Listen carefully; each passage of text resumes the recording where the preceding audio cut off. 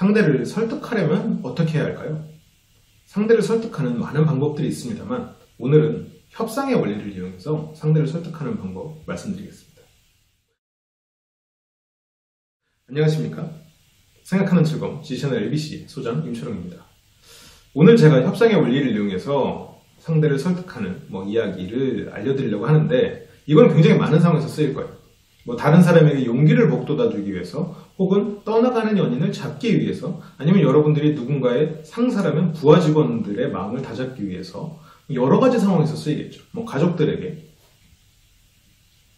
자, 그러면 협상의 원리부터 살짝 복습을 해볼게요. 좀 길게 전 과정을 보고 싶으신 분들은 LBC에서 협상의 원칙을 한번 찾아보세요. 간단하게 제가 두 가지만 말씀을 드리겠습니다. 협상을 할 때는 마음속에 두 가지를 생각하고 갑니다. 하나는 포지션, 하나는 인터레스트인데요. 인터레스트는 상대가 요구하고 있는 것입니다. 콜라 주세요. 예를 들어서 이런 거죠. 인터레스트는 목이 말라요 이겁니다. 콜라 주세요 했을 때 콜라 없으면 협상 결렬이에요. 목이 말라요 했을 때 목이 말라요 콜라 주세요 라고 했으면 콜라는 없는데 혹시 사이다는 어떠세요? 라고 말할 수 있어요. 이게 인터레스트예요. 자, 그러면 상대를 설득하기 위해서는 어디서부터 출발해야 될까요? 인터레스트를 찾는 데서부터 출발합니다.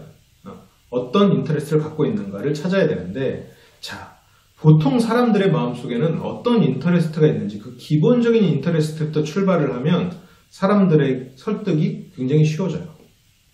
자, 외우세요. 선방자라고 외우세요. 여러분들 외우시기 쉽게 제가 그냥 앞글자를 따봤어요. 영어로는 CHC라고는 하는데, 자, 선방자예요. 자, 선택의 기회를 주라에서부터 출발을 해보십시오. 첫 번째가 선택의 기회를 주라예요. 선택의 기회를 어떻게 주나요? 자, 지금 이대로 갔을 때, 자, 너는 지옥에 떨어져. 네가 이거를 하면 너는 천당에 가.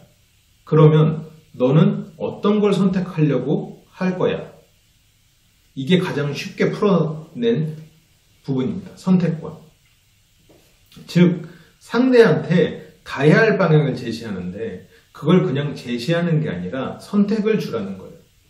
그런데 제가 이제 지옥과 천당을 예를 들어버렸으니까 이게 마치 그냥 지옥은 안 돼, 천당으로 가라고 들리지만 우리가 얘기를 하다 보면 자연스럽게 그게 지옥인 것처럼 들리게 말할 수 있어요. 무슨 말이냐면 지금 우리가 영업에 힘쓰지 않고 이런 쪽에만 힘을 쓰게 됐을 경우 우리의 매출은 현재와 같이 매년 1%씩 떨어지게 될 겁니다. 그러면 5년 후에 우리는 적자를 면치 못하게 될 상황이고요. 다만 우리가 여기서 영업에 대해서 우리가 한 20% 정도 좀만 더 노력을 한다면 매년 0.5%씩 상승이 가능해져요. 그리고 이거는 기하급수적인 상승을 할 수 있기 때문에 5년 후에는 지금 몇 배의 성장을 거둘 수 있겠죠. 지금 이게 굉장히 어떻게 보면 좀 비즈니스적인 얘기가 돼버렸는데 지옥과 천당을 보여주는 얘기입니다. 선택할 수 있는 거죠. 지금 네가 나와 헤어지자고 말을 했지만 지금 네가 나와 헤어졌을 때 지금 내가 너에게 어떤 일들을 해주는 그런 굉장히 너를 사랑하는 그런 사람임에도 불구하고 지금 마음이 상해서 여러 번 이렇게 헤어지자는 얘기를 하고 있어. 그래서 이런 일이 계속된다면 내가 정말 너에게 짐이 된다고 생각하고 너를 떠날지도 몰라. 그렇지 않고 만약 이게 나한테 더 잘해달라는 그런 얘기라면 나는 너에게 더 잘하려고 애를 쓸 거야. 하지만 헤어지자는 말은 그렇게 들리진 않아. 예를 들어서 이게 선택권입니다. 연인 간에도 똑같이 쓸 수 있어요. 가족 간에도 마찬가지예요. 다 쓸 수 있어요. 상대한테 선택권을 주는 거죠. 예를 들어서 아이가 뭔가 어디 좋은 영어를 배우게 하고 싶어요. 영어를 배우게 하고 싶으면 영어를 안 배웠을 때 영어를 배우지 못한 상태에서 뭔가 외국인들을 만나서 재밌게 놀 뻔했는데 못 노는 상황을 만들어 버려요.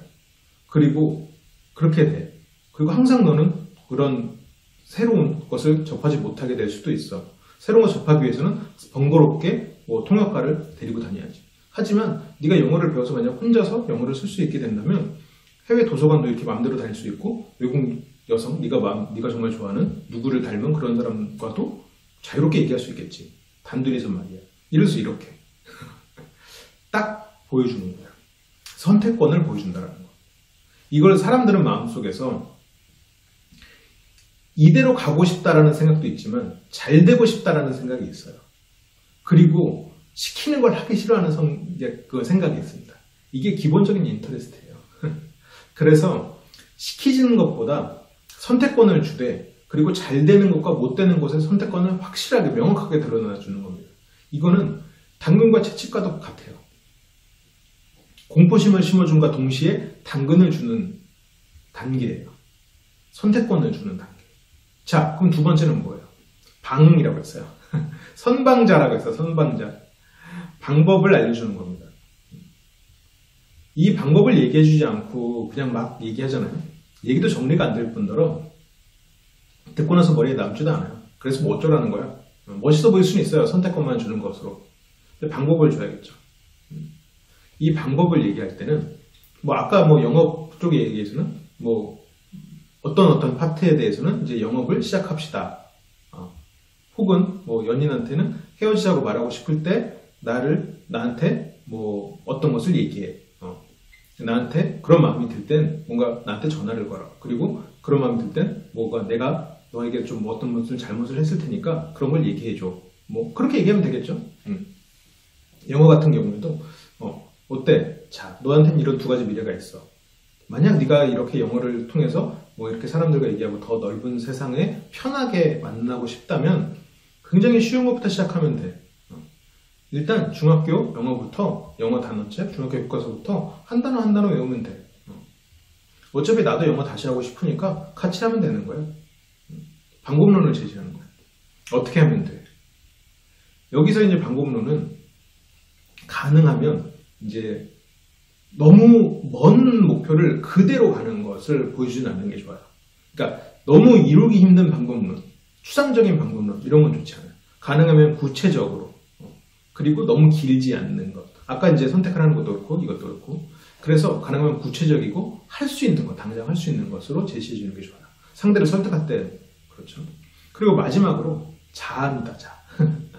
자는 자신감을 심어주라는 거예요. 이 자신감을 심어주는 건 굉장히 여러 가지 방식이 있어요. 내가 굉장히 부족하고 헤맸던 이야기를 하면서 나도 그런 과정을 거치면서 이것을 이뤘어. 너라고 왜 못하겠어? 지금 너한테는 현대 문물이라는 정도죠. SNS나 이런 다양한 정보를 접할 수 있는 기회가 있잖아.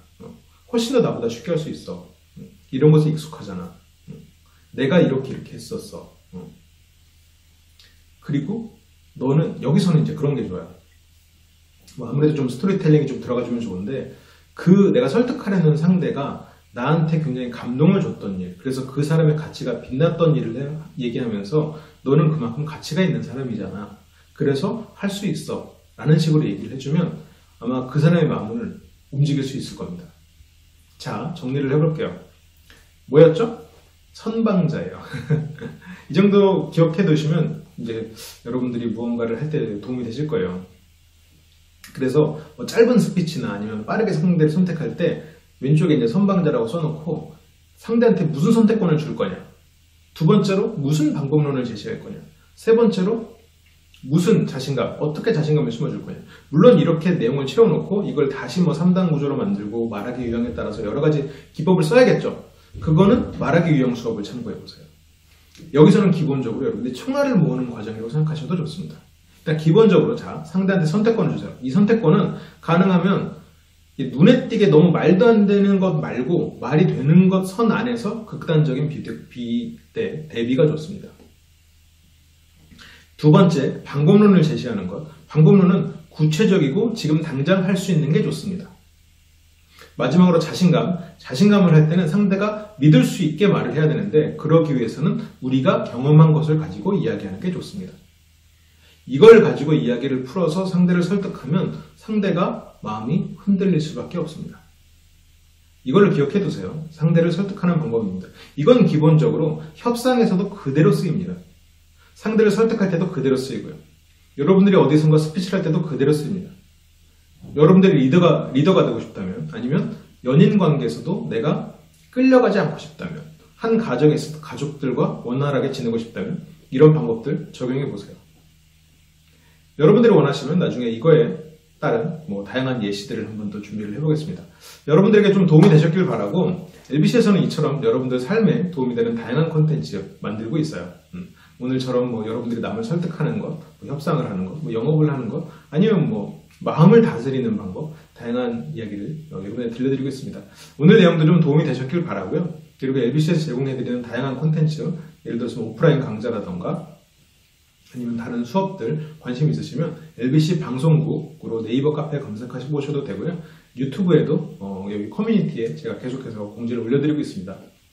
그러면 저는 또 다음 시간에 더 좋은 콘텐츠로 돌아오도록 하겠습니다. 혹시라도 구독과 좋아요를 안 눌러주셨다면 눌러주시면 저희가 큰 힘이 될 것 같습니다. 그러면 저는 다음 시간에 돌아올게요. 시청해주셔서 진심으로 감사드립니다.